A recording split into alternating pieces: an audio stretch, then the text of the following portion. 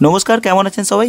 বিটি আর্নিং এর আর একটি নতুন ভিডিওতে আপনাদেরকে স্বাগতম জানাই। আজকের ভিডিওতে আমি আপনাদের জানাবো কিভাবে আপনারা এয়ারটেল পেমেন্ট ব্যাংকের অ্যাকাউন্ট নাম্বার এবং আইএফসি কোড জানবেন। তো চলুন ভিডিও শুরু করা যাক। প্রথমে আপনাকে এয়ারটেল থ্যাঙ্কস অ্যাপটিকে প্লে স্টোর থেকে ইনস্টল করে নিতে হবে। তো চলুন আমি আপনাদের অ্যাপটি দেখিয়ে দিই। এই যে অ্যাপসটি রয়েছে, এই অ্যাপসটিকে আপনাকে ইনস্টল করে নিতে হবে আপনার ফোনে না যদি থাকে, আর যদি ফোনে থেকে থাকে তাহলে আপনি অ্যাপসটিকে আপডেট করে নেবেন। আমার ফোনে অলরেডি রয়েছে এবং আপডেটেডও রয়েছে। তারপর আমি অ্যাপটিকে ওপেন করে নেব।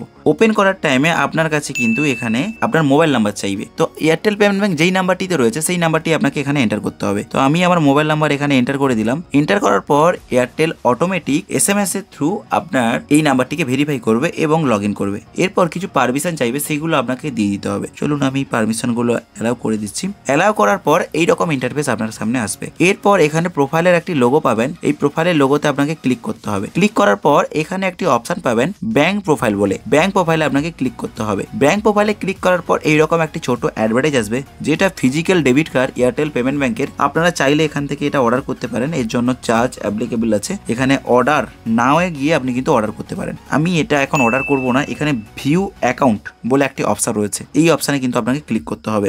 এই অপশানে ক্লিক করার পর এইরকম ইন্টারফেস আসবে। এরপর দেখুন সেভিংস অ্যাকাউন্ট বলে একটি অপশন রয়েছে। সেভিংস অ্যাকাউন্টে ক্লিক করার পর আপনাকে এখানে একটি ছোট একটা অ্যারো আপনি দেখতে পাবেন, এখানে ক্লিক করতে হবে।